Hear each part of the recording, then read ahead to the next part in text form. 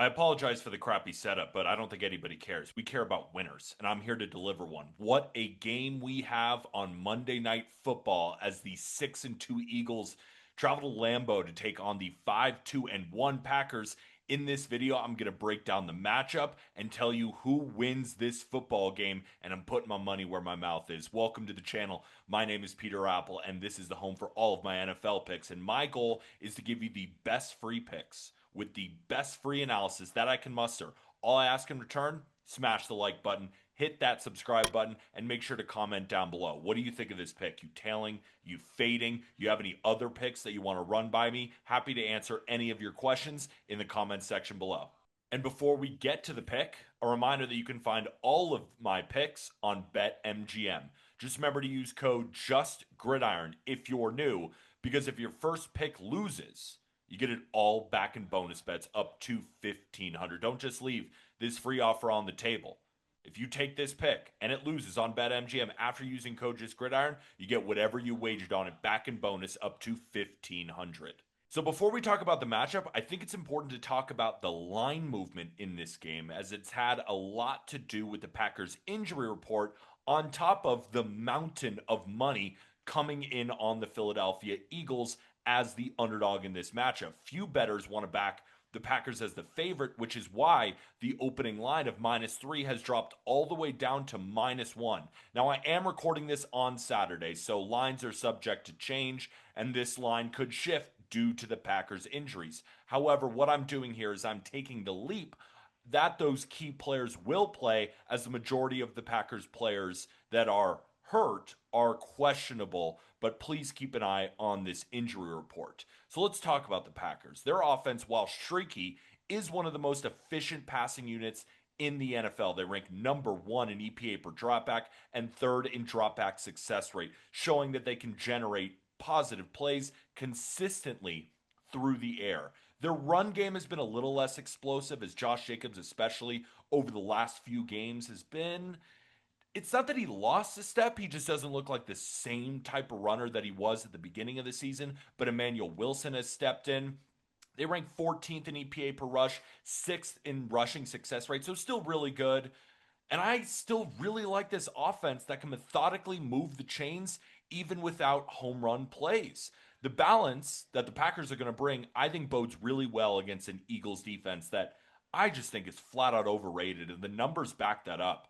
Eagles are 27th in EPA per rush allowed, 31st in rushing success rate allowed, a glaring weakness that added both Michael Carter and Jalen Phillips. But those additions should eventually help them. But history shows that these deadline defenders often take weeks, especially on offense too, to integrate into new systems. So I'm expecting Green Bay to lean on their efficient zone run game early to set up play action and those deep shot opportunities that Jordan Love does so well with, that have fueled their elite passing EPA. And on the other side, I think the Eagles offense is especially frustrating Eagles fans, but even fans of the NFL.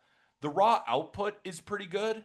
8th in EPA per play, 12th in EPA per dropback, 4th in EPA per rush. Those are good numbers. But the inconsistencies show up in the success rates. 15th overall, 19th on dropbacks. And this offense really has relied on chunk plays, ranking top 10 in both explosive pass and explosive run rate. But that volatile profile makes them vulnerable against defenses that are designed to limit the big plays. And that's exactly what the Green Bay defense does. They have allowed the fewest explosive passes and the third fewest explosive runs in the league. They're really good at just keeping everything in front of them, making their opponents sustain long drives in order to get in the end zone, something that the Eagles have just straight up struggled to do.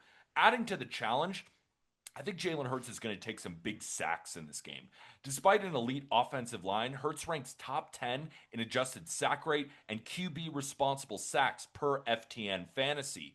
His penchant to holding the ball to create explosives is both a feature and a flaw. Facing Micah Parsons, I think he's going to have a big day. The former Cowboy who notched 2 sacks and a forced fumble against Philly last year. I think that could be a problem for the Eagles if they're forced back into these drop back heavy scripts. The Eagles, just in general, are a team I'm looking to sell.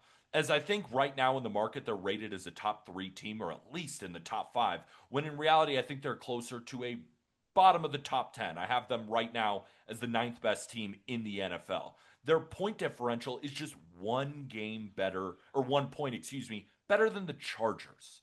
They're a good team, but the opening line I believe was correct.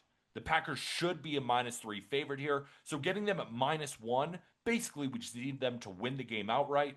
Their ability to stay on schedule offensively and prevent explosive plays defensively makes them well positioned to control the game script. And at home, -1 at -110, give me the Packers to win this game outright. You can take the money line, but -1 at -110 is perfectly fine with me. I think they come out with a 3-point win or maybe even a little bit more. Go, Pack, go. Hopefully you enjoyed this big game breakdown. I can't wait to watch this game. Hopefully you agree with me, but if you're fading, tell me why in the comment section below. And if you're tailing, do the same. Make sure to subscribe. Hit that like button if you enjoy these free pick videos. But the most important thing to remember is it's not gambling advice.